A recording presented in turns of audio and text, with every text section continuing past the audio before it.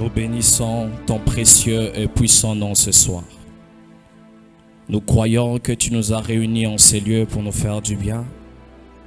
Nous croyons que tu nous as réunis en ces lieux pour nous impacter, pour nous bénir et pour nous affecter.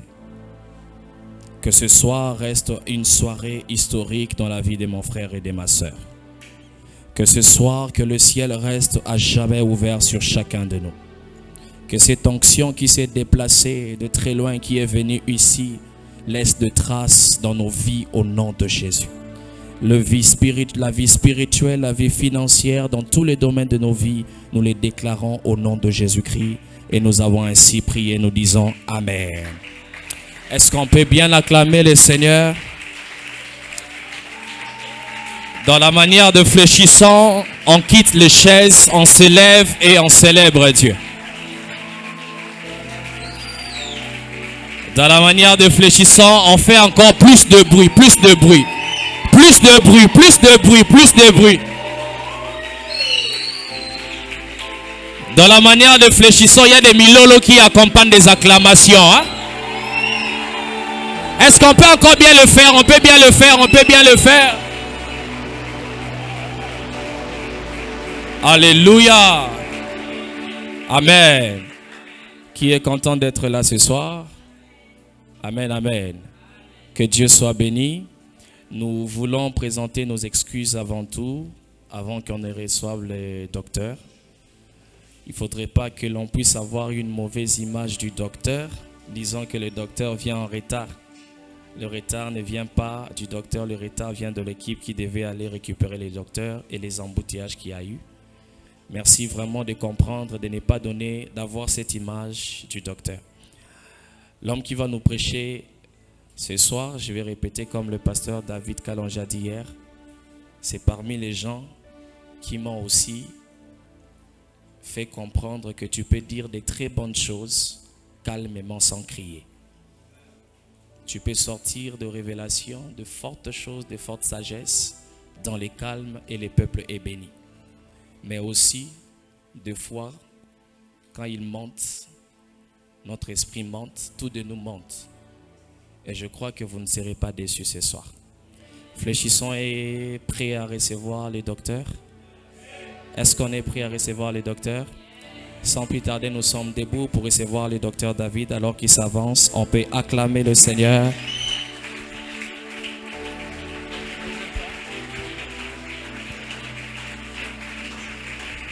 Est-ce qu'on peut acclamer le roi des rois? Acclame le roi des rois. C'est le seul vrai roi, le seul. Le seul qui a dit à son peuple qu'il l'aime. Il y a très peu, je ne vois pas un leader qui a déjà dit à son peuple qu'il l'aimait. Cherchez-le dans l'histoire. Il n'y a que Jésus qui a dit qu'il aimait son peuple. Et il a prouvé qu'il l'aimait. Amen. Que Dieu vous bénisse. Je suis très honoré d'être du haut de cette chaire, invité par le prophète Élie ainsi que son épouse. Merci de faire confiance à notre modeste personne.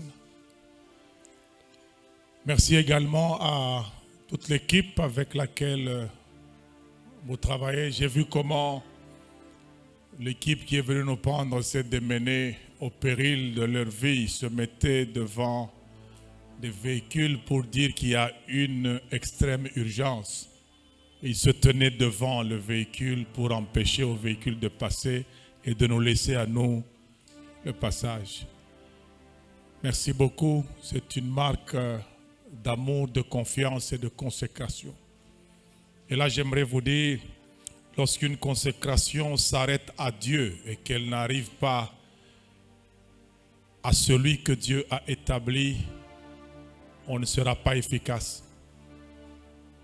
C'est l'apôtre Paul qui en parle au niveau des églises de Macédoine en disant, ils se sont donnés premièrement à Dieu, puis à nous par la volonté de Dieu. C'est qu'il n'y a pas de consécration totale si vous ne vous êtes donné qu'à Dieu.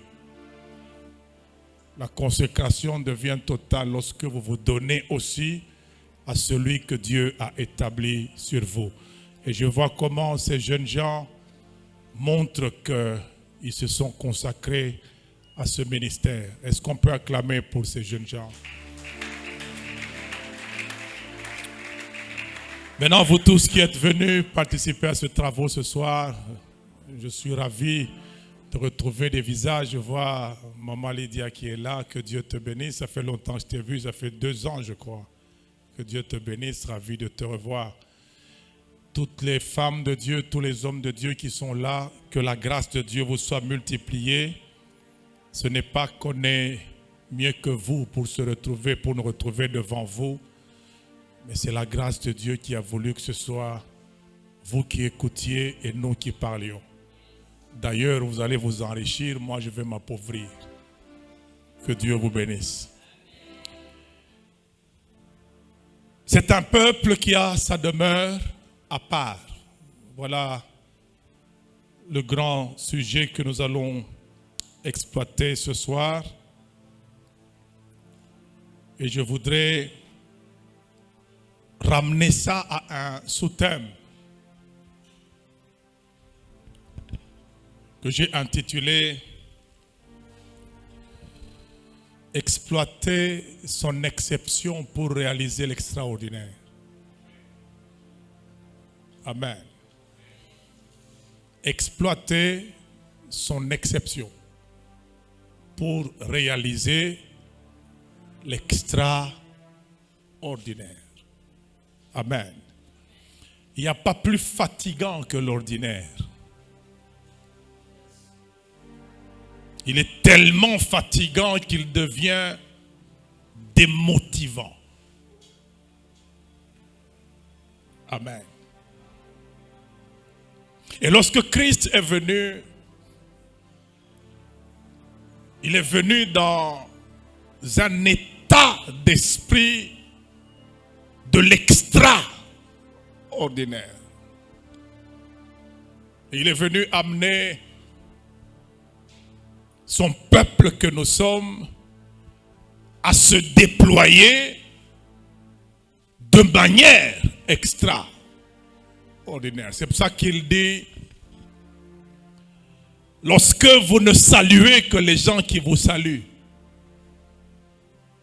que faites-vous d'extraordinaire? Les païens qui sont dans le monde font la même chose. Ça veut dire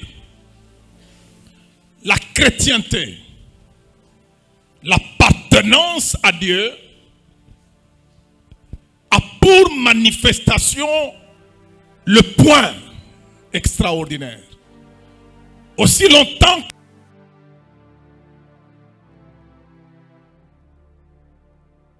dans notre marche avec Dieu, il n'y a aucun signal extraordinaire.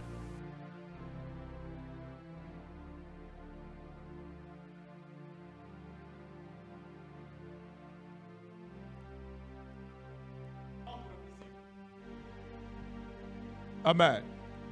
Donc je disais, dans notre vie, dans notre relation avec Dieu, dans notre marche avec Dieu, dans notre comportement au quotidien, si il n'y a pas un signal extraordinaire, nous ne rendrons pas Dieu visible. Parce qu'il est déjà invisible. Il ne faut pas le rendre davantage invisible. Par nature, il est esprit et on ne le voit pas. Mais il a voulu que sa visibilité passe par ses alliés que nous sommes sur la terre. C'est pour ça qu'il ne vient pas se faire voir personnellement, il vient se faire voir par nos œuvres. Qu'il voie vos œuvres et qu'il glorifie votre Père qui est dans les cieux. Ça veut dire, la personne invisible dans les cieux invisibles se rendra visible par les œuvres des hommes dans le monde visible. Et fais de ton mieux. C'est ça le grand message de ce soir. Fais de ton mieux. Pour qu'il y ait un signal extraordinaire dans ta vie. Qui sera le cachet de Dieu dans ta vie. Le sceau de Dieu dans ta destinée.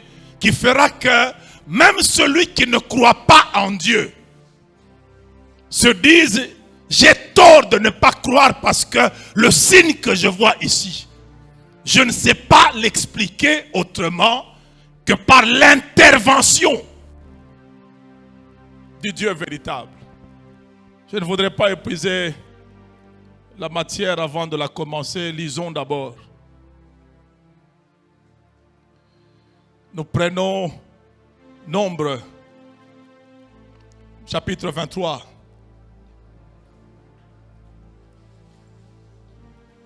Amen. Et nous prenons le verset 9 qui est le verset phare de ce soir. C'est Balaam qui parle, qui est venu entraîné par Balak dans une opération de tenter d'affaiblir Israël. Amen. Ici, j'aimerais bien vous dire avant qu'on lise le texte, il ne faut pas trop vous accabler ou vous laisser impressionner par les témoignages des sorciers sur la manière dont ils ensorcellent. Vous n'avez pas besoin de savoir comment on ensorcelle. On est ensemble. Si vous allez passer votre temps sur ce genre de témoignages, vous ne comprendrez jamais Dieu. On ne comprend pas Dieu à partir de ce que le diable fait. Si vous voulez connaître les faux billets, n'allez pas étudier tous les faux billets qui existent. C'est une perte de temps. Étudiez le vrai billet. C'est à partir du vrai que vous saurez que tout le reste sont faux. Amen. Ce qu'on appelle ensorcellement, c'est quoi? C'est juste que des gens vont dans le monde spirituel et commencent à prononcer des paroles. Et ici, Balak voulait amener Dieu dans la sorcellerie en passant par Balaam. Dieu n'est pas sorcier, il n'est même pas concurrent des sorciers. Il n'a même pas le niveau du père des sorciers. Et on voulait l'entraîner dans une affaire comme celle-là. Maintenant, écoutez ce qu'il en sort. Balaam dit, je le vois au sommet des rochers. Amen. Sachez qu'il n'y a pas plus stable qu'un rocher. Et Israël est vu au sommet, pas d'un rocher, des rochers. Ça veut dire, lorsque vous commencez à avancer avec Dieu, il y a un moment où vous allez atteindre des stabilités et vous partirez d'une stabilité à une autre. C'est pour ça que David, dans sa prière, il disait, conduis-moi sur un rocher que je ne peux atteindre moi-même. Ça veut dire, entraîne-moi dans une stabilité qu'aucun humain n'est en mesure de m'offrir. En fait, la présence de Dieu dans une vie est justifiée par le fait que il n'y a que Dieu pour faire ce que sa présence peut faire. Je n'ai pas besoin d'un Dieu qui viendra faire dans ma vie ce que je peux faire ou ce que mes parents savent faire. Qu'est-ce qu'il viendra faire? Parce que les hommes peuvent le faire. J'ai besoin de Dieu à une stabilité que les hommes ne sont pas capables de m'offrir. C'est pour ça qu'on en parlait avec le prophète et le pasteur David. Il faut faire attention dans la vie. Les gens peuvent vous amener beaucoup d'argent. Mais est-ce que beaucoup d'argent suffit pour financer votre destinée? Je n'ai pas besoin de quelqu'un qui peut me donner beaucoup d'argent. J'ai besoin d'un sponsor de ma destinée. Et ma destinée ne se limite pas à moi. Ça va sur ma femme, ça va sur mes enfants. Ça va sur les enfants de mes enfants. Regardez un peu, si tu es capable de me garantir la réussite de ces gens-là, dans dans la vie présente et dans la vie à venir, je prendrai ton argent. Mais tu n'en as pas assez, tu ne pourras pas faire ça. C'est pour ça, laisse-moi prendre Dieu. Parce que c'est lui le financier jusqu'à 1000 générations. Tu me donneras de l'argent que ma génération va absorber. Juste quelques années de ma vie vont absorber ça. Alors j'ai besoin d'un Dieu qui va m'amener sur des rochers, des stabilités. Et continuons le texte, il dit que ce peuple, il dit, je le contemple du haut des collines. Ça veut dire il y a des gens, leur visibilité, il faut que d'abord tu montes pour que tu les voies. Tu ne vas pas les regarder à partir de la terre. Regardez au niveau où Christ nous place. Écoutez, ne soyons pas un peuple bas, un peuple vil, un peuple terrestre.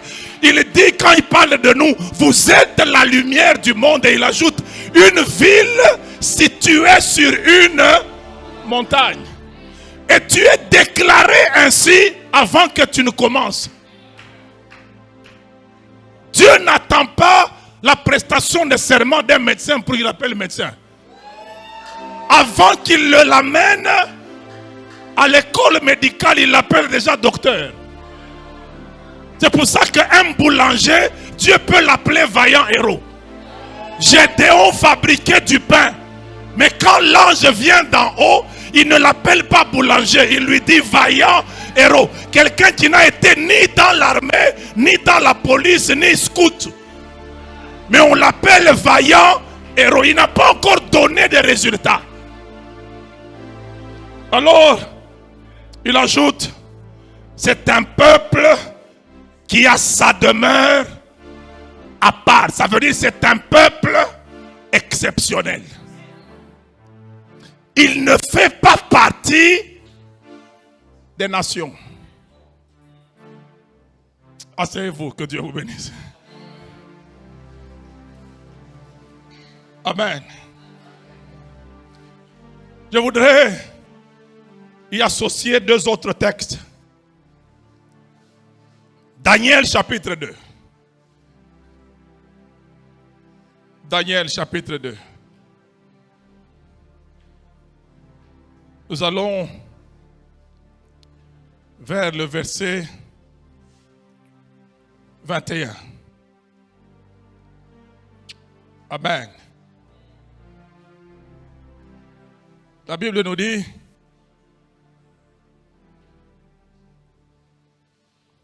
on peut commencer avant le verset 21.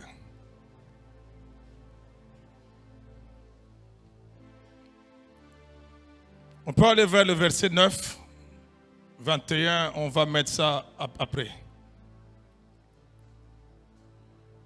Qu'est-ce que la Bible dit au verset 9? Si donc vous ne me faites pas connaître le songe, la même sentence vous enveloppera tous. Vous voulez préparer à me dire des mensonges et des faussetés. Vous voulez vous préparer à me dire des mensonges et des faussetés en attendant que les temps ne soient changés. C'est pourquoi dites-moi le songe et je saurai si vous êtes capable de m'en donner explication. Amen. Ça veut dire, dites-moi ce que j'ai oublié. Je saurai si vous le connaissez. Amen. Verset 10. Les Chaldéens répondirent au roi, il n'est personne sur la terre qui puisse dire ce que le roi demande. Aussi, jamais roi, quelque grand et puissant qu'il ait été, n'a exigé une pareille chose d'aucun magicien, astrologue et chaldéen. Ce que demande le roi est difficile. Le mot difficile ici, en hébreu, à ses origines, c'est le même mot qu'on utilise pour noble, célèbre. Amen. C'est que si vous cherchez la noblesse et la célébrité, elle n'est pas dans ce qui est ordinaire. Ce n'est pas dans ce qui est facile. Amen. Alors il continue en disant, il n'y a personne qui puisse le dire au roi, excepté. C'est déjà un aveu d'infériorité et d'incompétence. Excepté les dieux dont la demeure n'est pas parmi les hommes. C'est un peuple qui a sa demeure où? À part, qui ne fait pas partie des nations. Vous commencez à comprendre. 2 Corinthiens, pour qu'on le comprenne mieux. Parce qu'il nous faut toujours des textes dans le Nouveau Testament pour voir la réalité des choses. 2 Corinthiens chapitre 12, nous lisons à partir du premier verset. Là, c'est Paul qui parle. Il dit, il faut se glorifier, cela n'est pas bon. 2 Corinthiens 12. Il dit, j'en viendrai néanmoins à des visions et à des révélations du Seigneur. Verset 2. Je connais un homme en Christ. Il y a des choses qui n'ont lieu qu'en Christ. Amen. Je connais un homme en Christ qui fut il y a 14 ans ravi jusqu'au 3e ciel. Si ce fut dans son corps, je ne sais. Si ce fut dans son corps, je ne sais. Dieu le sait.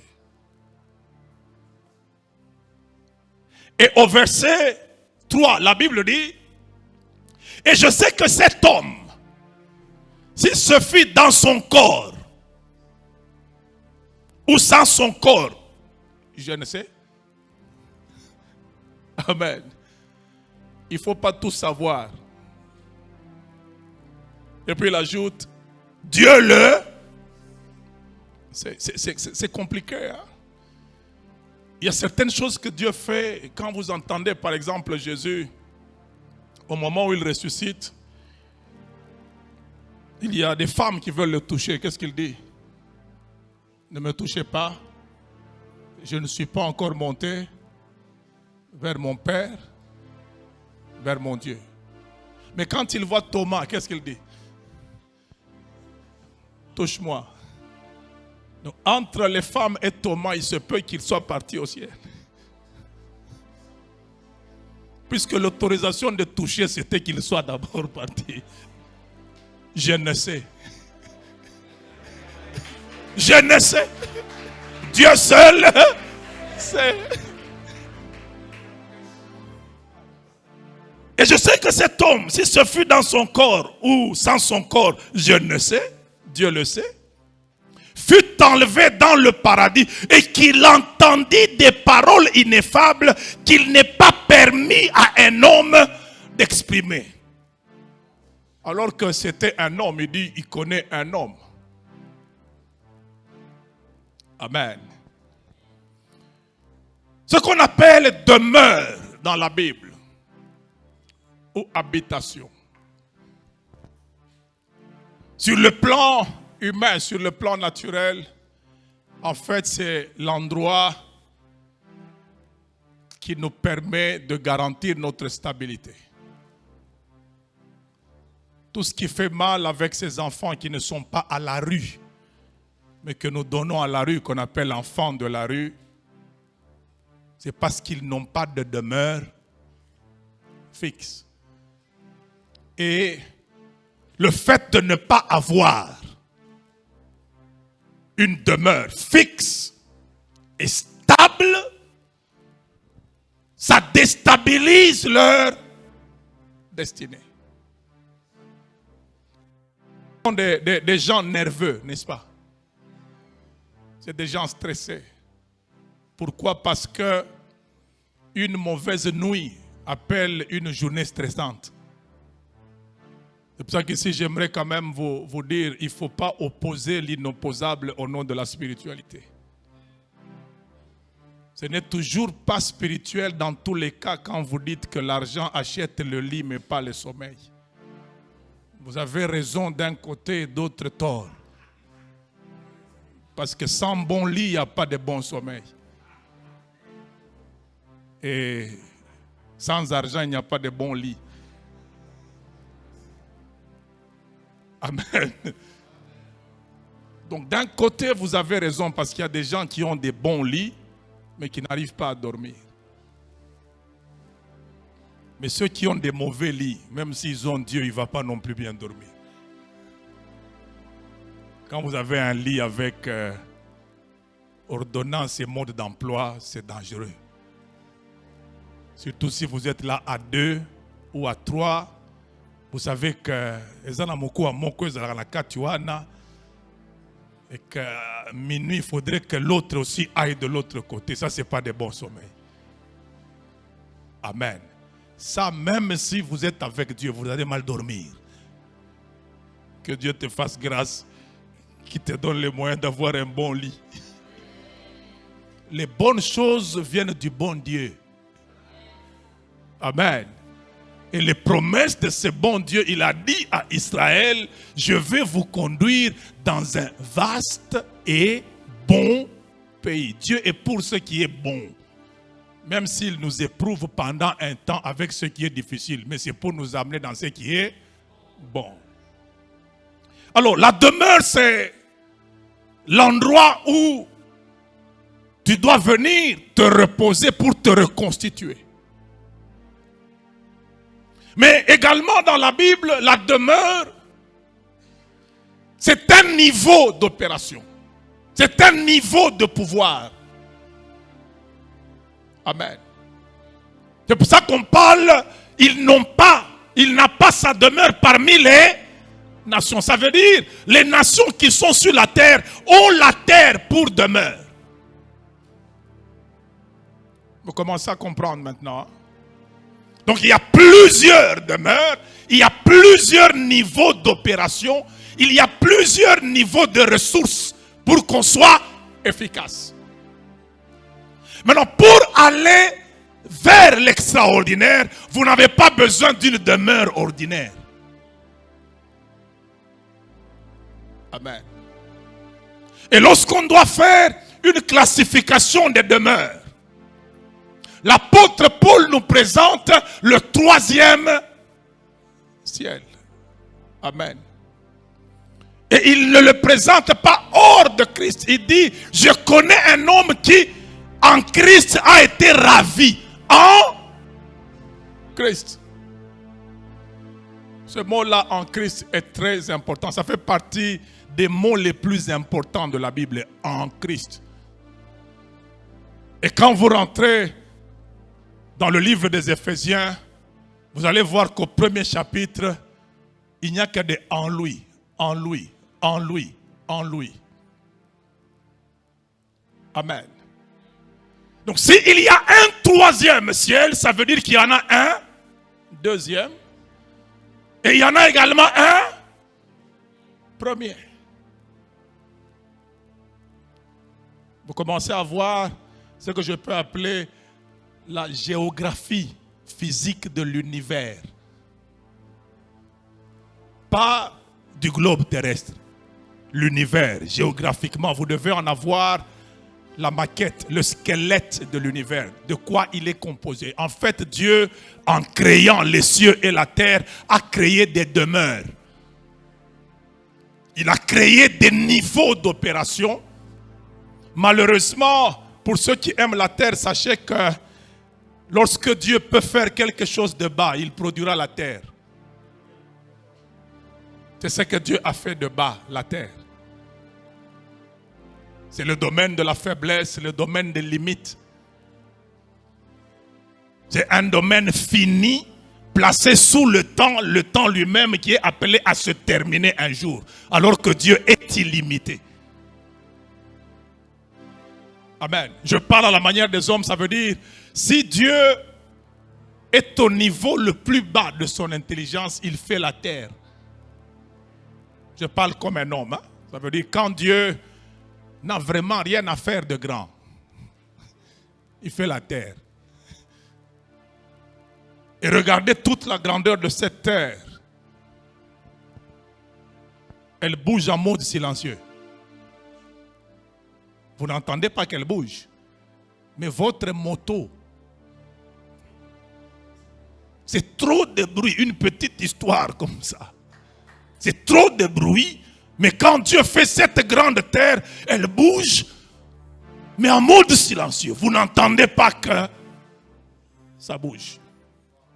Et c'est ça, cette terre et ce ciel bleu qui sont la première demeure, la demeure la plus basse qui existe. Donc, le niveau le plus bas d'opération. Ça s'appelle terre. Et la manière dont Dieu a classé et hiérarchisé les demeures, chaque demeure est soumise à l'autorité d'une demeure supérieure. Et malheur à ceux qui pensent qu'il n'y a que la terre pour demeure. Les magiciens savent qu'il n'y a pas que la terre. Amen. C'est pour ça que lorsque vous n'êtes que habitant de la terre ou lié à la demeure qu'on appelle terre, il ne vous est pas possible de supporter le poids des choses qui viennent de la demeure céleste.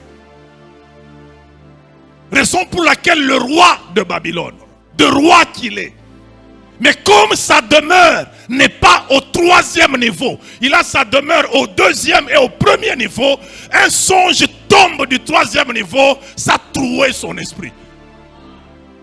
Un homme animal ne reçoit pas les choses de l'esprit. C'est le domaine qui a le plus de poids sur tous les autres demeures. Et il y a un deuxième ciel, un deuxième niveau. C'est là que les magiciens et les astrologues opèrent. Et la sorcellerie et les démons et le diable, ce n'est qu'à ce niveau-là qu'ils sont. Ephésiens chapitre 6, vers le verset 11. Nous n'avons pas à lutter contre la chair et le sang, mais contre les dominations, les principautés, ou dans les lieux célestes, tout court. Dans les lieux, c'est qu'il y a des lieux célestes où il y a une activité démoniaque, mais il y a également une activité chrétienne parce que nous luttons là. Alors qu'on est ici. En fait, il y a ici une exception que Dieu fait. Il a déplacé la tour de contrôle du ciel sur la terre, dans l'église. Vous commencez à comprendre qui nous sommes. Maintenant, ce 3e niveau-là, quand vous allez dans Ephésiens chapitre 1er, verset 3, béni soit Dieu le Père de notre Seigneur Jésus-Christ, qui nous a bénis de toutes sortes de bénédictions spirituelles dans les lieux célestes en Christ. Pas dans les lieux célestes simplement. Dans les lieux célestes en Christ.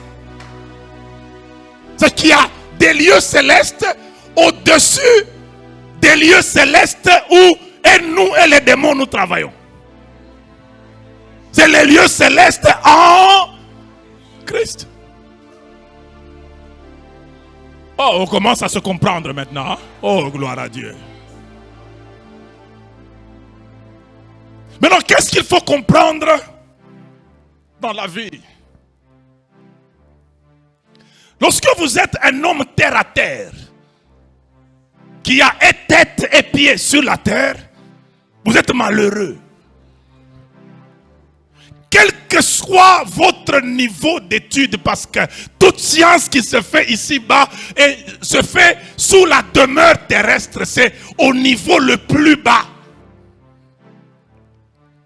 On est ensemble. C'est ça qui fait que vous pouvez avoir fait Sorbonne. Mais le sorcier de votre famille qui n'a pas été à Bosangani, il vous empêche d'avoir le boulot. Parce que Sorbonne, c'est la demeure terrestre. Mais le sorcier qui n'a jamais été à Bosangani, il est dans les lieux célestes où il coopère avec les dominations et les autorités. En fait, ce qu'on appelle les dominations, arché, en grec, ça veut dire les têtes. Ceux par qui tout commence. La vie ne commence pas sur la terre.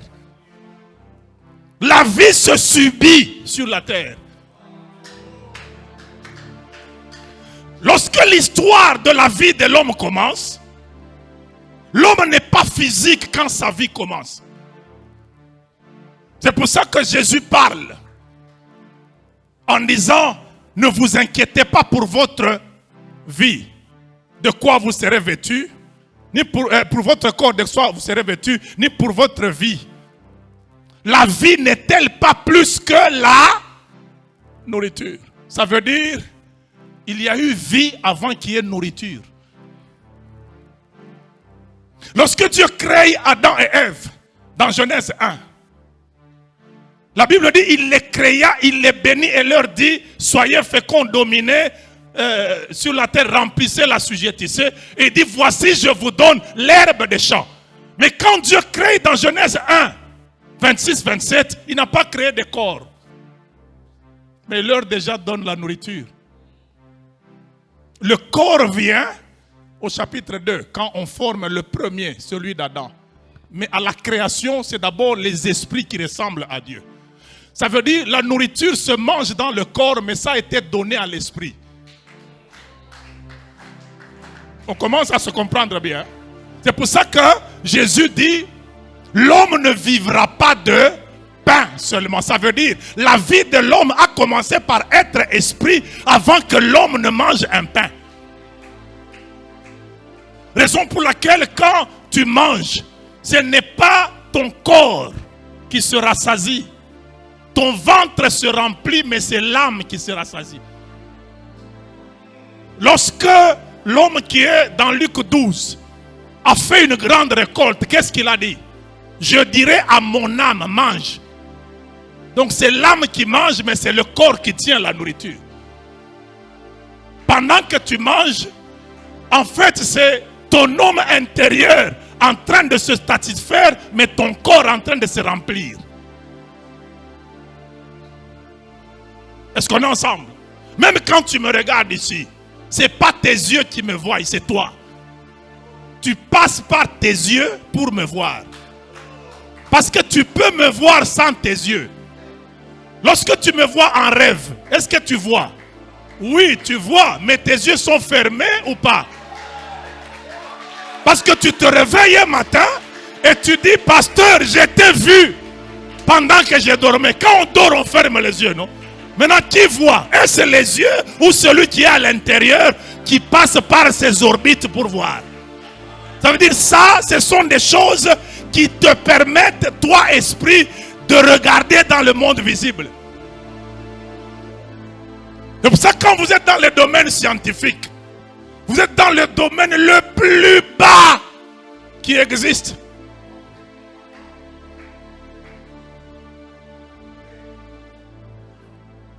On commence à se comprendre. Hein? Je ne vous demande pas de ne pas aimer la science. Aimez-la, c'est très bien. Mais sachez que c'est un domaine extrêmement limité où vous pouvez voir un docteur en économie sans économie. Un professeur de finance sans argent. Il enseigne les finances. Mais pauvre, parce que l'enseignement est au niveau terrestre, mais l'enrichissement c'est une affaire céleste. C'est spirituel. spirituel. C'est pas pour rien que tous ceux qui vont à Dubaï ne rentrent pas avec x5, x10. Sur les papiers, quand tu as 5 000, tu vas à Dubaï. Sur les papiers, dès que tu fais les calculs, tu auras 15 000. Mais va un peu à Dubaï et reviens.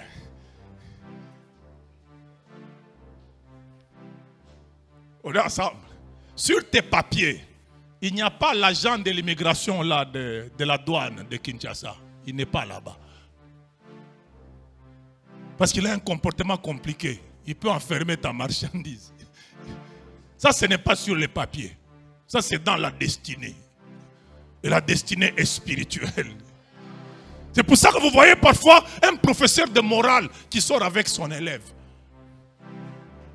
Il enseigne la morale. Mais est-ce que sortir avec l'élève, ça c'est moral? C'est parce que l'enseignement est terrestre, mais le comportement est spirituel. La vie, c'est d'abord spirituel. Tu peux te faire dribbler spirituellement alors que tu as des spécialités scientifiques. Comme Jacob, qui change la couleur des brebis.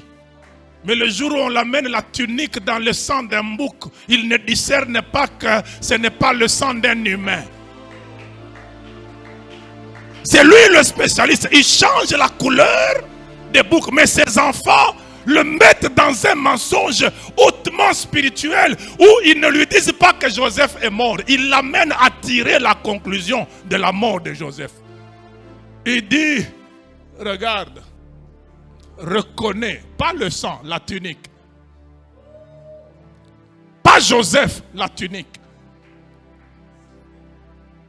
Et quand il voit ça, lui-même conclut, il dit, certainement. Alors que cette certitude-là n'existe pas. On a créé une réalité qui n'existe pas et qui n'a commencé à exister que dans l'esprit de celui qui y croit. Et c'est ça le diable. Il peut vous manipuler dans les circonstances et vous commencez à vivre en acceptant des réalités non prévues par Dieu. Et vous dites seulement, Dieu le sait. Combien de gens sont comme cette femme endormie dans 1 Roi chapitre 3? Elle tue son bébé et elle se lève pendant qu'il fait nuit. Elle change. Celle qui dormait, on a retiré l'enfant qui vivait. On lui donne l'enfant mort. Et quand elle se réveille, elle déclare elle-même. Quand je me suis réveillé le matin, je voulais allaiter mon enfant que j'avais engendré. Voici qu'il était mort.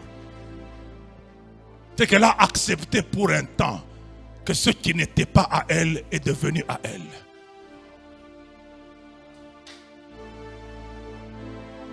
Mais heureusement, elle dit, à la lumière du matin, il y a un soleil. Il y a une étoile brillante du matin qui s'appelle Jésus. Quand tu commences à analyser ta vie à la lumière de l'étoile brillante du matin, Jésus, tu vas te rendre compte que le type de vie que je suis en train de mener, non, ça ce n'est pas ce que Dieu a prévu, ce n'est pas ce que Dieu a promis. Ça, c'est autre chose. Et apprends à te lever pour aller voir le roi. Elle s'est levée, elle est allée voir le roi. Et ce que j'aime bien, avant que je ne rentre vite à mon message, quand elle arrive devant le roi, elle sait qu'elle n'a pas de droit. Elle doit solliciter la grâce. Elle est prostituée. Et avant de parler au roi, elle commence par un mot qui a mis le roi à genoux. Pardon, mon Seigneur. Pardon. Mes frères, si nous n'avons pas le pardon de Christ, nous ne valons rien. C'est ce pardon qu'on a acquis à la croix, gratuitement en Christ, qui nous a ouvert la possibilité de passer du premier ciel, de la première demeure, jusqu'à entrer au troisième.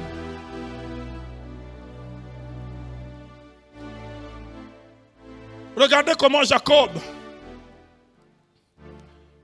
pleurait un vivant.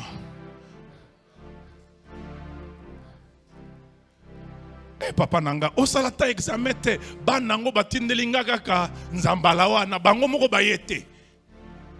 C'est quel genre d'enfant ça qui envoie la tunique eux-mêmes ne viennent pas.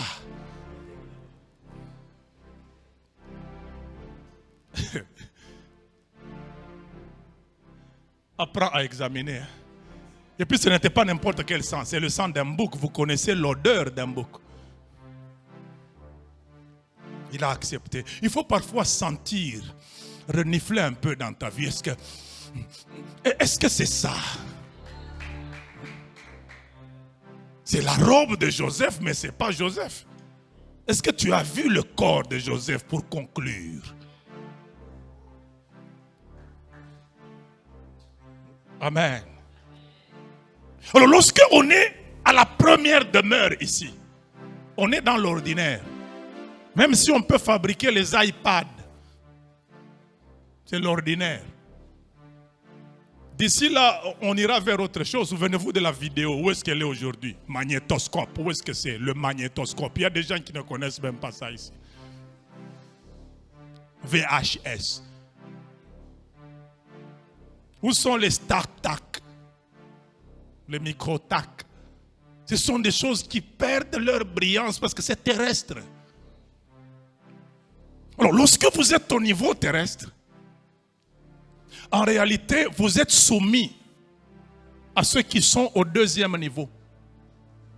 C'est pour ça que tous ceux qui ont rêvé des bons mariages n'ont pas vécu ces mariages-là. Quand on était enfant, on jouait au mariage. Moi, quand je vais me marier, tu t'es déjà marié. Hein? Moi, mon mariage, moi. Tu as su le faire comme tu rêvais. Parce qu'il y a des forces spirituelles qui sont entrées en opération, qui t'empêchent d'arriver au résultat parce que tu as tout fait au niveau de la première demeure, c'est terrestre. C'est pour ça qu'il y a certaines personnes, on peut les laisser faire beaucoup d'autres choses, mais on les attend quelque part. Il va réussir aux études, il réussit tout. C'est la plus belle des belles. Elle sait qu'elle est belle, les autres savent qu'elle est belle. Même l'homme qui vient l'épouser, c'est une belle fille. Mais elle n'aura été que belle à regarder, pas bonne à garder.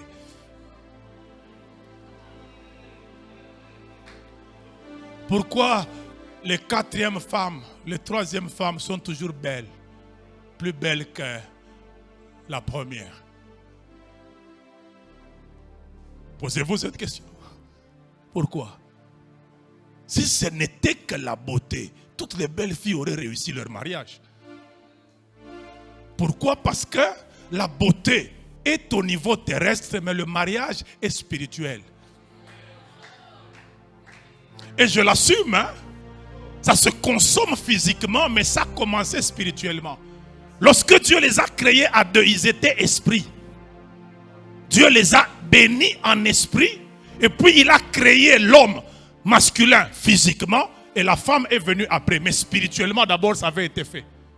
Si ça rate spirituellement, physiquement ça ne peut pas se réaliser. Amen. C'est pour ça que ceux du deuxième ciel là, du deuxième domaine, ils ont autorité sur ceux qui sont au niveau terrestre. Surtout qui ne connaissent pas Dieu. C'est pour ça que la Bible dit, le monde entier est sous la puissance du malin. Mais avec exception, excepté nous. Mais nous l'avons vaincu. Pourquoi? Parce que nous sommes nés de Dieu. Donc, notre lieu de naissance spirituelle, c'est le troisième niveau. Nous naissons dans la victoire. Tout ce qui est né de Dieu triomphe du monde. Et la victoire qui triomphe de ce monde, c'est notre foi. Amen. Allons un peu en Égypte avant de rentrer à Babylone et de terminer. Il y a des magiciens en Égypte, n'est-ce pas? Et il y a Moïse que Dieu appelle. Il l'envoie en Égypte. Je vous ai dit en introduction que la valeur de Dieu se justifie en ce que lui seul peut faire. Lorsque Dieu vient dans votre vie pour faire ce que vous êtes capable de faire, dites-lui au revoir. Je le ferai moi-même. Quand il vient pour faire ce que tu ne peux pas faire et ce qu'un autre homme ne peut pas faire. Lorsqu'il rencontre Moïse, il le trouve fils de la fille de Pharaon. C'est que c'est déjà un potentiel prince en Égypte. Qu'est-ce que Dieu va ajouter que Moïse n'est pas capable d'ajouter, que les hommes ne sont pas capables d'ajouter? Il dit à Moïse, je te fais Dieu.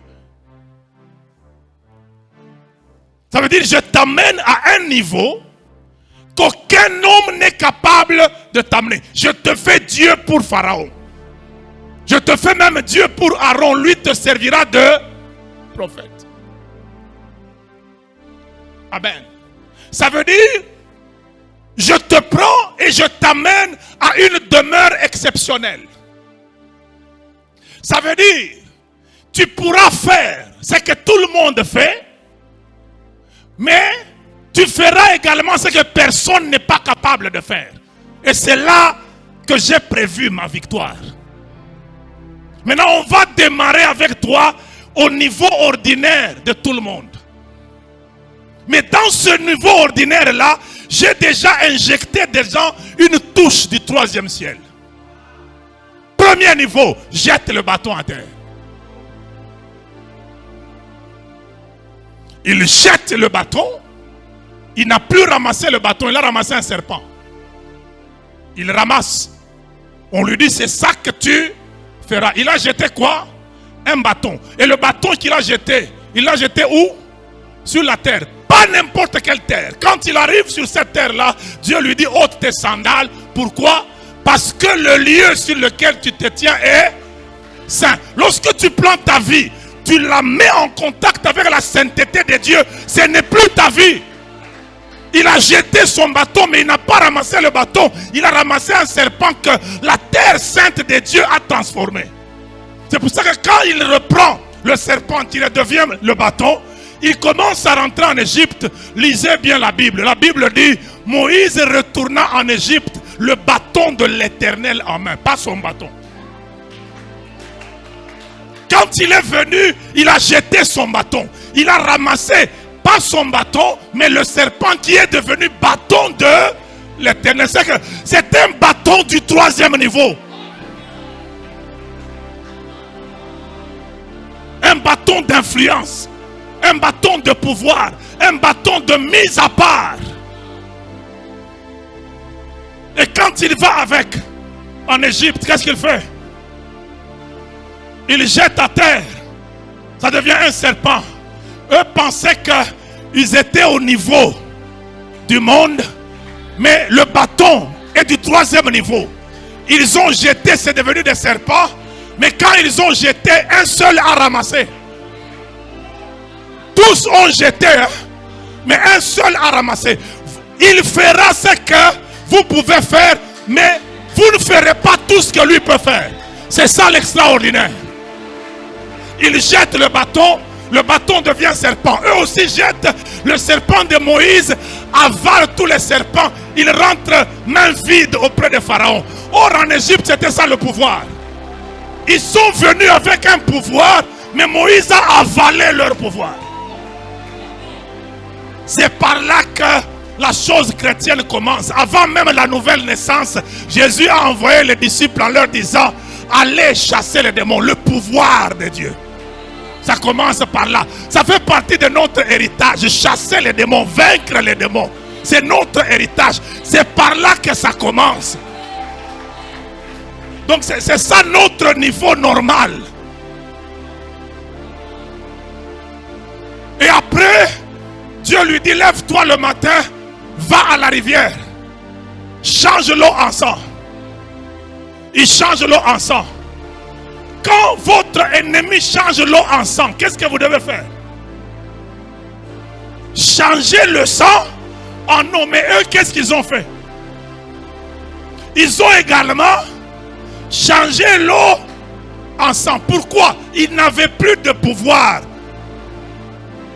Ils n'avaient plus de pouvoir. Ils devaient faire ce que Moïse fait. Satan n'a pas d'option. Il doit faire ce que toi tu ordonnes.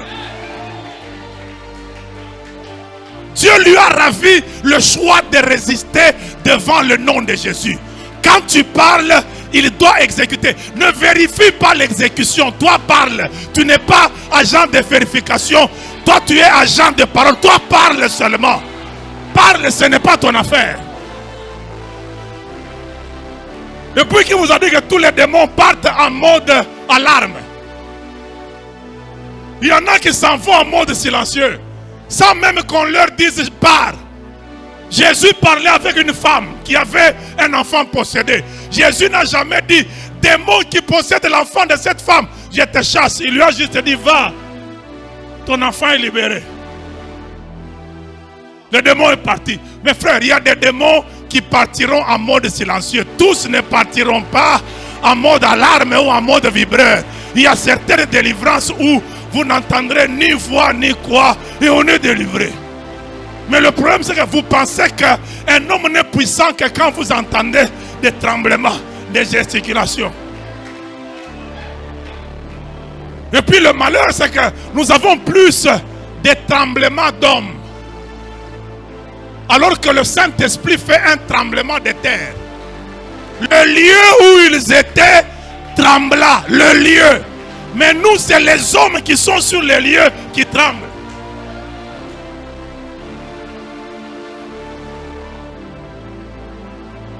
Moïse fait le troisième miracle. Ils imitent également. Quatrième miracle. Dieu dit, on enclenche le turbo maintenant. Frappe la terre. Et qu'il en sorte des poux. Moïse frappe la terre. Et Pharaon et les magiciens et les Égyptiens, tout le monde se grattait. Et Pharaon dit à ses hommes, faites la même chose. Ils le regardent. Ils lui disent, mon Seigneur Pharaon, ça, c'est le doigt, pas la main. Pas la main, c'est-à-dire, ce n'est que le doigt. Donc, Dieu gère les affaires de Satan avec son doigt.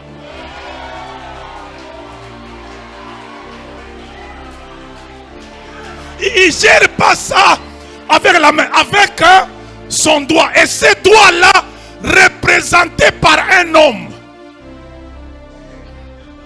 Et Dieu n'entre pas dans les affaires de Satan avec sa toute puissance. Il y entre avec délégation de pouvoir. Je n'ai jamais lu Jésus dire, j'ai poussé Satan du ciel, il est tombé. Qu'est-ce que Jésus dit? Ça veut dire, je n'ai pas mis ma main là-dedans. J'ai mis mes yeux. Je voyais. Donc ça ne faisait pas partie de ma concentration ou de mes opérations. Je voyais. Et il est tombé comme un éclair. Maintenant, comparez s'il vous plaît. Pour venir sur terre, Satan est tombé. Mais pour venir sur terre, Jésus est descendu. Il dit, je suis descendu du ciel. Maintenant, entre celui qui descend et celui qui tombe, qui contrôle? Celui qui tombe a perdu contrôle dans les hauteurs. Celui qui descend maîtrise, il a contrôle depuis les hauteurs jusque sur la terre. C'est pour ça que Jésus, il dit, moi je suis d'en haut, moi je suis.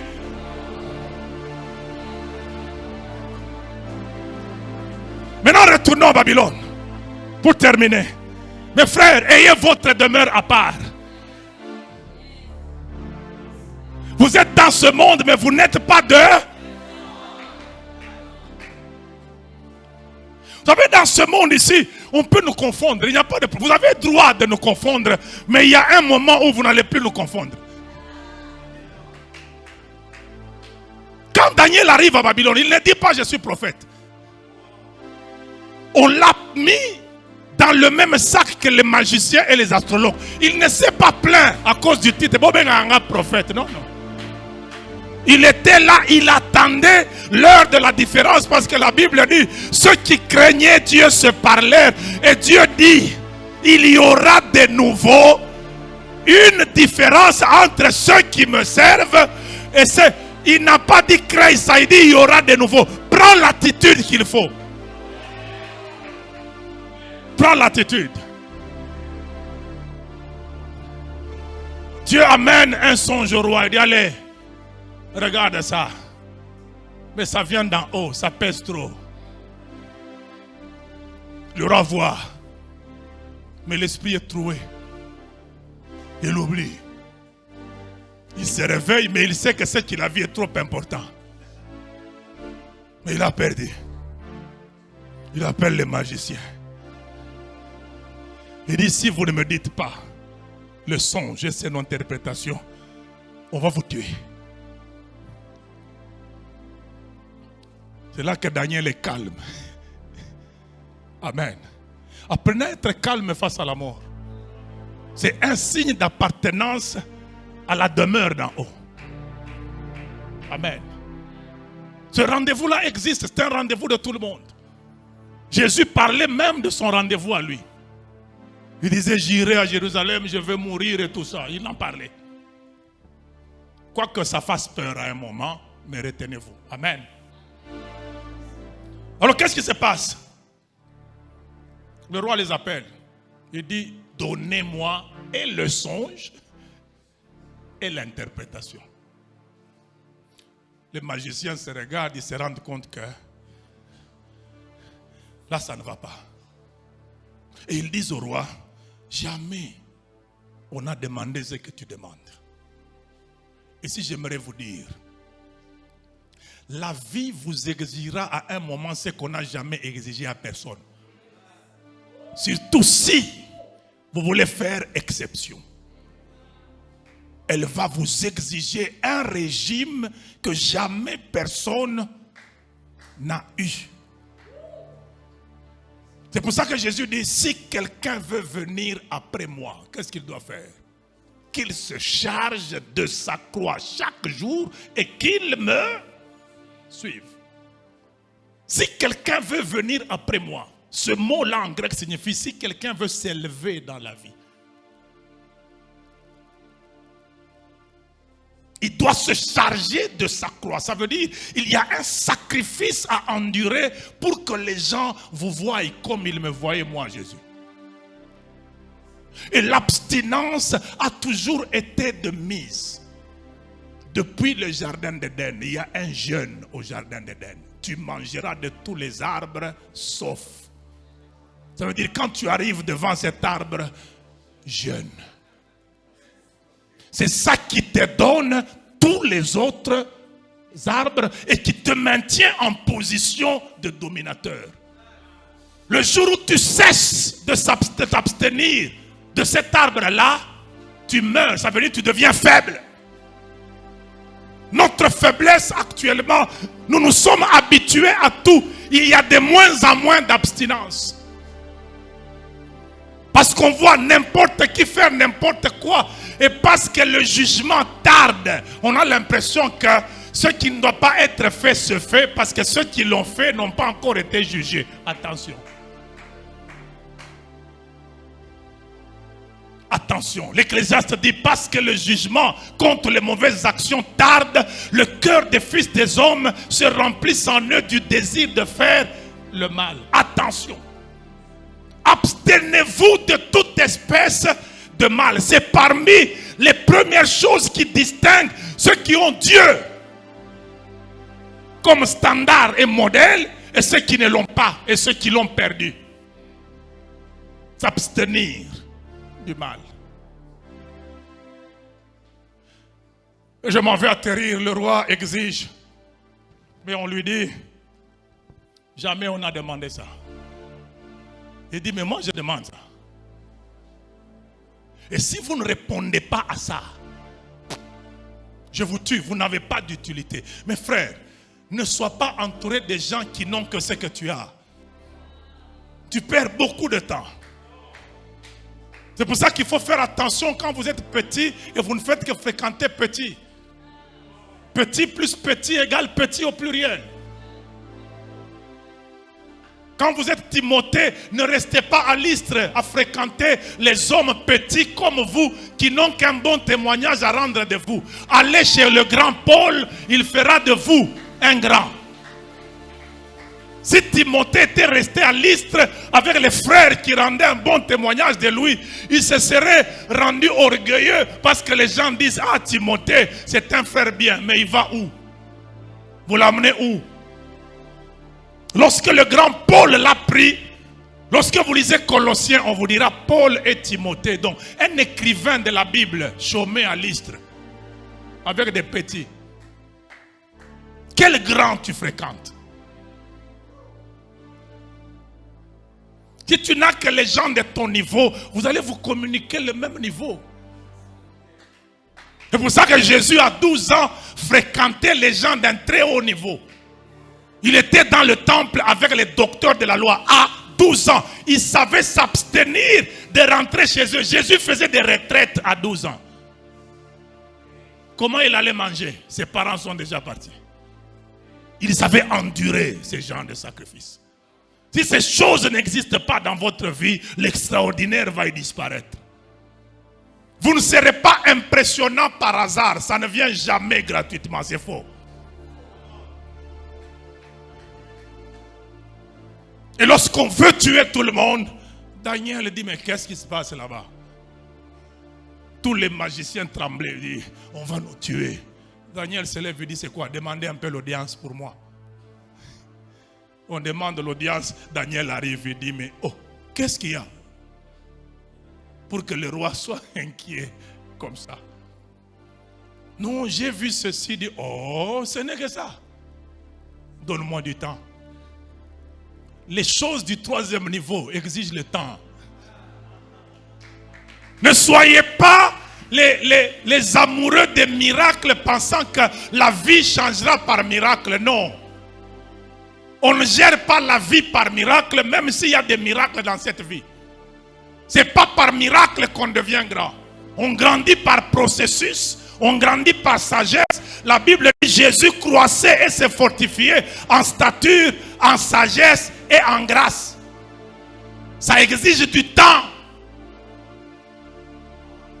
Souvent, vous êtes les partisans de la transfusion d'onction. On t'impose les mains pour qu'on te transfuse l'onction. Il n'y aura pas de transfusion.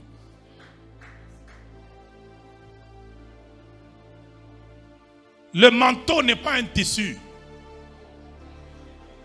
C'est un parcours.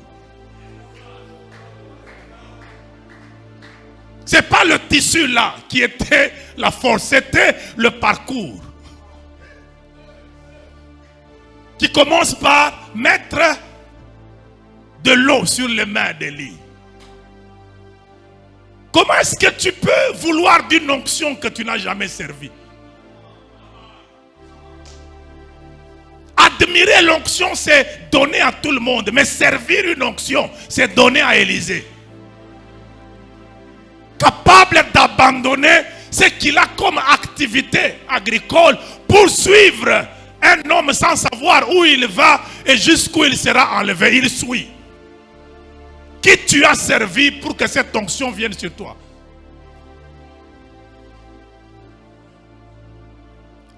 Le temps est parti, excusez-moi. Je vais clôturer. Sinon, nous risquons d'aller jusque tard. C'est dangereux. On peut ajouter un peu 5 minutes? Daniel dit: donne-moi du temps et je vais t'amener la réponse. Et la Bible dit: il engagea ses 3 amis. Qui sont autour de toi? Qui sont les agents qui te stimulent à avoir une croissance spirituelle? Qui fréquentes-tu? Fréquente la femme enceinte quand tu es enceinte. Quand tu es Élisabeth, quand tu es Marie, fréquentez-vous. Si tu es Élisabeth ou Marie, tu vas fréquenter Hérodias, c'est dangereux. Hérodias coupe les têtes des gens. Mais lorsque Marie a reçu la parole de l'ange et que Élisabeth l'avait déjà reçue, lorsque les deux femmes qui avaient quelque chose dans le ventre se sont rencontrées et qu'elles se sont saluées, il y a eu échange de quelque chose. C'est à cet instant que Jésus bébé commence les opérations de remplissage du Saint-Esprit. La Bible parle de Jean-Baptiste qui sera rempli du Saint-Esprit dès le sein de sa mère. Ça s'est passé quand? C'est quand Marie l'a salué et que Jésus était dans le ventre de Marie. Marie et Élisabeth, elle me dit, la voix de ta salutation m'a frappé et l'enfant a tressailli. Ça veut dire, le premier que Jésus a rempli, il l'a rempli pendant qu'il est bébé. Fréquente des gens capables de stimuler les choses que Dieu a placées dans ton ventre. Daniel avait Shadrach, Meshach et Abednego. Toi, tu as qui peut t'amener à partir du niveau terrestre et à aller dans une demeure exceptionnelle pour aller prendre ce que Paul dit, les choses qu'il n'est pas permis à un homme d'exprimer. Là, ce n'est pas les hommes, c'est les dieux. C'est là que les magiciens ont avoué. Ce que tu demandes là, aucun homme qui a sa demeure ici ne peut réaliser ça, excepté les dieux. Ça veut dire là, Daniel a compris que vous savez qui je suis et vous savez qui vous êtes. Vous êtes des magiciens, moi je suis un dieu. Il est allé, il a récupéré le songe. En fait, les astrologues et les magiciens savent que au deuxième niveau, il y a une toiture, mais au-dessus de la toiture, il y a une activité. Eux n'arrivent pas à percer cette toiture-là. Il y a des choses qui se font au-dessus d'eux. C'est là qu'ils disent, il y a les dieux qui n'ont pas leur demeure sur la terre. Et Daniel est allé jusque-là. Il a récupéré le songe. Il amène. Allez prendre les solutions et récupérez-les pour vos familles. Allez prendre les solutions, récupérez-les pour vos nations. Allez prendre des solutions, récupérez-les pour les destinées. Le ciel est encore ouvert. Moya nolie, Moya nolie, Moya nolie. On se tient debout. Moya nolie, Moya nolie, Moya nolie. Toyemba Moya nolie, Moya nolie, Moya nolie, Moya nolie. Yemba lisusu Moya nolie, Moya likolo yemba. Moya nolie, Moya nolie. Yembela ye Moya nolie, za Moya nolie yembela ye. Moya nolie, Moya nolie, Moya nolie. Otika lola polele. Yalo. Olele, Atanaye, Nabeta Koko,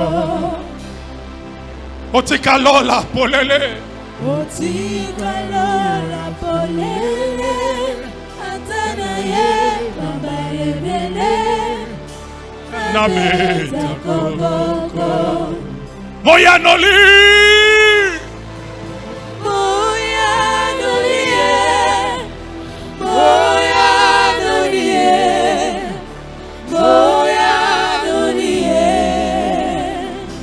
Yemba Moya nolie, Moya nolie, Yenda yanolaka, Moya nolie, Utalola, Moya nolie, Yotikalo la polele. Yotikalo la polele. Atanaye mambalebele.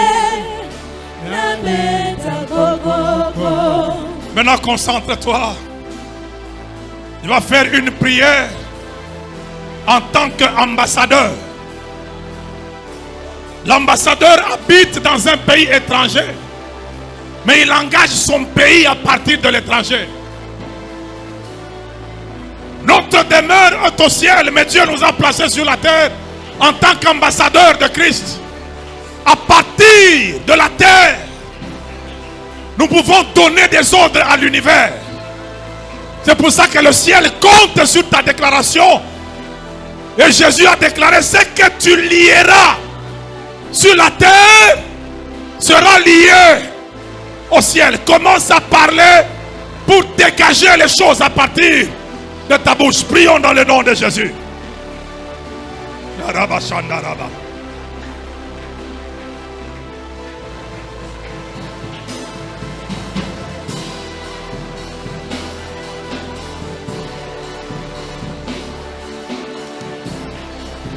Père, dans le nom de Jésus, je lève ma voix vers ta présence. Toi le lieu, le Dieu très haut, qui habite dans les cieux et qui nous a placés sur la terre.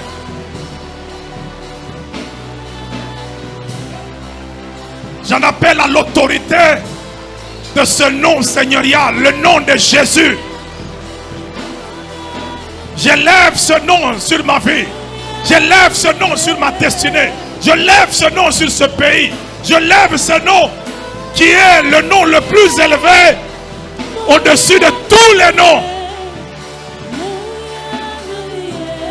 Et je déclare dans ma vie qu'au nom de Jésus, tous les genoux fléchissent et toute langue confesse dans ma vie: Jésus-Christ est Seigneur.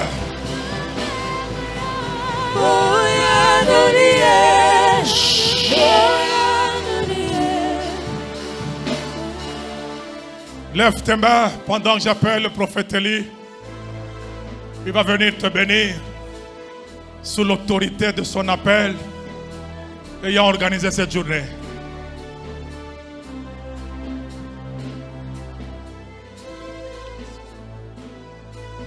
Tu as tes deux mains levées.